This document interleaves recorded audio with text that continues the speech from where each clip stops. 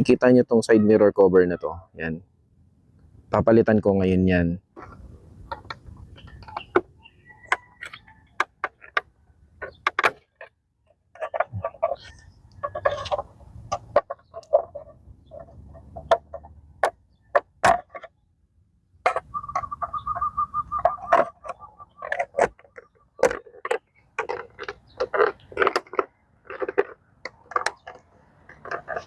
Natin na naging black na.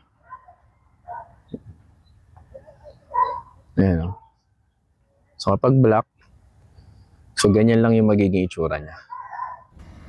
So kung interesado rin kayo guys, just click the link.